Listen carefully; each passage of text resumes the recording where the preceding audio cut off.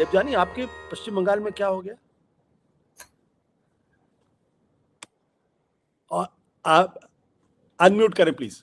हाँ, देखिए, anti incumbency की चर्चा तो हमने बार बार की है, लेकिन एंटी इनकम्बेंसी थी भी, लेकिन सवाल यहाँ पे उठ रहा था कि क्या इतनी बड़ी एंटी इनकम्बेंसी है कि सरकार हार जाए। सवाल यहाँ पे उठ रहे थे। तो अगर आप चुनाव के रिजल्ट्स देखें, जो इस बार चुनाव के रिजल्ट्स आए हैं, जो अगर बंगाल में जिन्होंने एग्जिट पोल किया है, जो नंबर्स वो तृणमूल को दे रहे थे वो बीजेपी को मिल गई है, और जो बीजेपी को दे रहे थे वो तृणमूल को मिल गया है। But Devjani, majority of exit pollsters ने ये कहा था कि वहां भारतीय जनता पार्टी की सरकार बनने वाली है और ममता बनर्जी हारने वाली है। हम में से किसी ने शायद उस पर यकीन नहीं किया था। लेकिन अब यकीन करने लायक रीजन तो थे नहीं, क्योंकि 24 का एग्जिट पोल गलत निकला था, 21 का गलत निकला था एग्जिट पोल, तो अचानक से 26 में क्यों उस पर यकीन कर ले। सवाल यहाँ पे उठता है। तो इस बार के जो चुनाव परिणाम है उसमें बहुत सारे फैक्टर्स ने काम किया। एसआईआर के बाद मुसलमान वोट जो है, अगर जैसे हम लोग बार बार हुमायूं की बात कर रहे थे, जो कभी कांग्रेस में थे, कभी तृणमूल में थे, तरह तरह के पार्टियों को उन्हें ट्राई किया। इस बार उन्होंने अपनी पार्टी बनाई। जो 2 सीटों में हुमायूं ने चुनाव लड़े थे, वहां पे हुमायूं को जीत मिली है। लेफ्ट ने 10 साल बाद अपना खाता खोला है। जहां पे लेफ्ट ने खाता खोला है वो मुसलमानों का गढ़ है, वहां पे लेफ्ट ने तृणमूल को हराया है।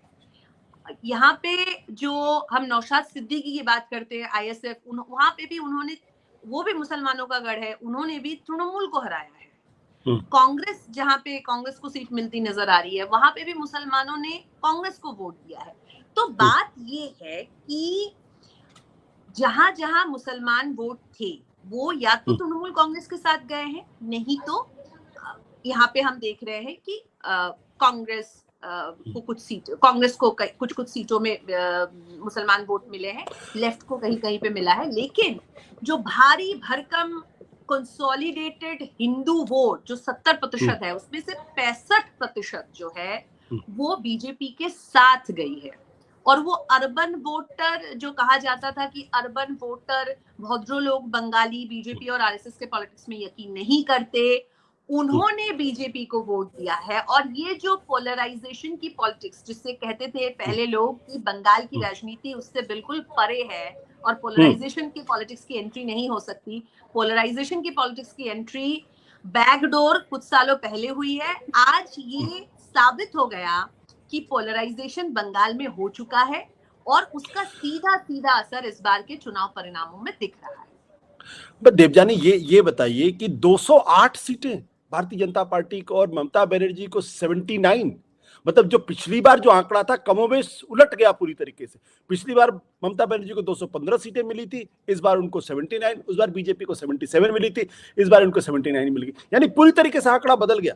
क्या ये सिर्फ हिंदू पोलराइजेशन का खेल है या कुछ और भी है इसके पीछे?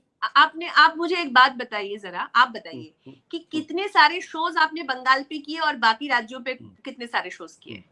मेन स्ट्रीम की बात मैं छोड़ देती हूँ, मेन स्ट्रीम में तो रोज हो रहा है। सिर्फ आप अपना बताइए क्यों आपने किया, क्योंकि आपको पता है बंगाल को लेकर लोगों में इंटरेस्ट है।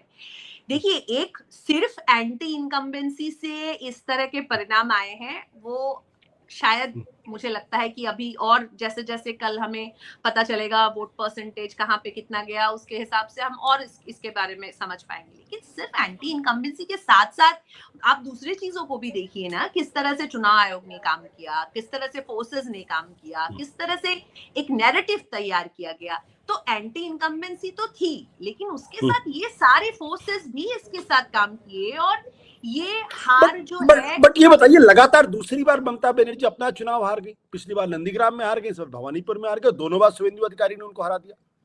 ये तो इत्तेफाक नहीं हो सकता। शुभेंदु अधिकारी तो वहां पे, अरे आप एक बात को समझिए कि जो महिला मुख्यमंत्री है वो अगर बलात्कार की घटना के बाद जिस तरह का बयान वो दे रही है, ये इसके पहले हमारी चर्चा हुई थी तो यहाँ पे आ रहा था कि ये आरजीकर का इशू जो है वो बहुत अर्बन इशू है। मैं यही समझा रही थी कि बंगाल के पॉलिटिक्स को आप यूपी महाराष्ट्र के पॉलिटिक्स से अगर उसको जोड़ देंगे तो मुश्किल है।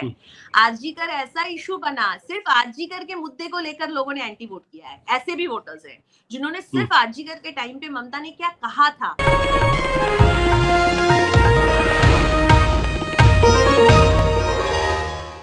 Copyright disclaimer under Section 107 of the Copyright Act 1976. Allowance is made for fair use for purposes such as criticism, comment, news reporting, scholarship, and research. Fair use is a use permitted by copyright statute that might otherwise be infringing.